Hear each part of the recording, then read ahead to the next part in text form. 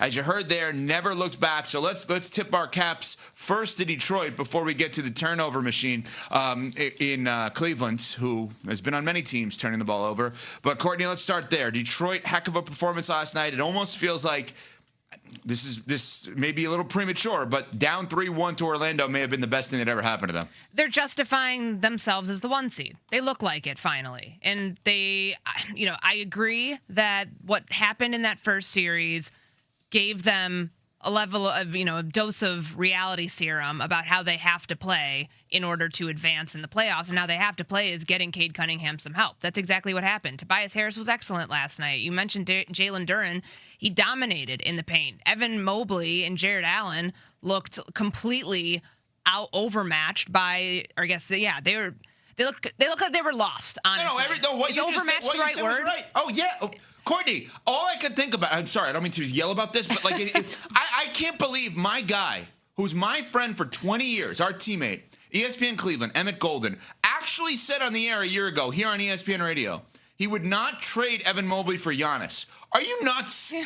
And Emmett is not nuts. Emmett is as kind and sweethearted and level-headed as could be. And he actually said that out loud. I meant it, huh? What? I mean, the Cavs had the disadvantage on the glass, both offensive and defensive rebound, and they look soft in the paint.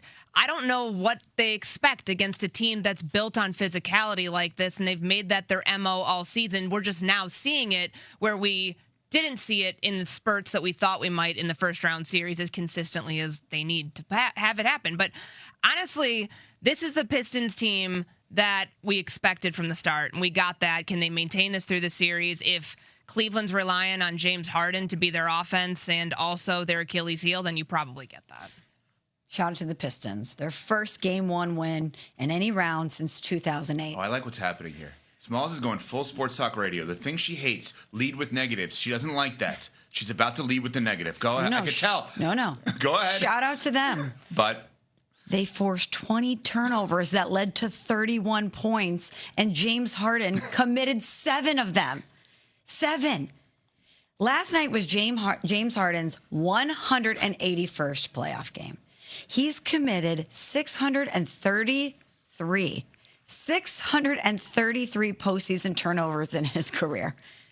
5th most since it started tracking in 1977. Can I just say, when you had me do my list yesterday, Nuno, of the top 5 players with the most to gain in these playoffs, and I had a couple people tweet me, well, why didn't you put James Harden on there? You can buck the trend of the no-shows late in series, the Game 7s, all of that. I didn't put him on the air for this reason alone. What Michelle just pointed out. You get offense from him, and then you get turnovers. It's like living in this black and white world with James Harden where it's either really good or it's really bad. 43 turnovers in 8 games this postseason. That's who he is. And that's unfortunately to the demise of the Cleveland Cavaliers when they're soft in terms of physicality. Detroit is a physical team. They out-physicaled them last night. You have Donovan Mitchell and James Harden, good, not great, but then something like this offsets everything, and ultimately I think that's what will do them in the series. But wait, there's more. There was a second part of Smalls' setup here. Go ahead. No. As Courtney just said, this is who he is. We talk about the complicated legacy of Kevin Durant yesterday. I don't know what it is about James Harden and this time of year, Evan, but it's like you can set your watch to it. That, to me, is the story. Well, what do you think it is? This is the story. Yes, shout out to the Detroit Pistons. As Courtney said, they're looking like the 1 seed. It must be really exciting for Javante and so many Pistons fans that went through the losing, the streak, and all of that to find this young group be where they are now. It's exciting. But the Cavs, Donovan Mitchell said, this is our best shot. James Harden came here so that we could go and try to win a championship. And yet, in the postseason, it's anything but that with him. So what do you think it is? What if you could just sit here and, I don't know if it's psychoanalyze, X's and O's, whatever, you choose your own adventure. Michelle Smallman, what do you think, outside looking in, is wrong with James Harden in the postseason? You think it's something mental? It's just that time of year. Maybe you feel the pressure. You're pressing. I can't diagnose it. He can't diagnose it, or else he would have. You think he wants this to be his legacy? You think he wants to show up like this in the postseason or not show up in the postseason? No, of course not. I can tell you what I think is really, when I look at his career, MVP, yes. Unbelievable distributor of the basketball relative to getting bigs involved, yes. But, I mean, everybody noticed how bad it was for some of the bigs last night with the Cavs. I mean, you've got, concert goers tweeting in at Evco Radio saying that Jared Allen, 2 points, right? They didn't even have to watch the game to know that. And 2 points. I mean, it's ridiculous. And we sat here and credited him like crazy the other day. But, okay, here's what it is with James Harden. Maybe Oklahoma City just had it right all along in big moments. Not for 82 games, but in big moments. Maybe he's just best as the sixth man. I don't mean to say that as an insult. The guy's a first ballot Hall of Famer. The guy's had an unbelievable career. The guy does something that no one else seemingly does anymore, which is play no matter what. He always plays, which I give him all the credit in the world for. But if you're the Cleveland Cavaliers and we look back at this and you lose this series and you don't get over the hump here, and we look back at the move you made, and we sit there and say, you had to get to the conference finals or better, and your big move was trading for someone who is notoriously horrific in the postseason. Like, the Clippers made some sense with that. You know why? They needed someone to get them through the regular season and give it to Kawhi for the postseason. Okay, maybe that makes sense, right? Like, James, you get the 82, he gets the 16. Didn't work that way.